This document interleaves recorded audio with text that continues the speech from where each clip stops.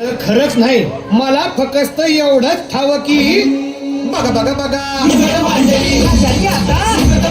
शिवरायांनी राजांना काहीतरी वाटू दे त्याला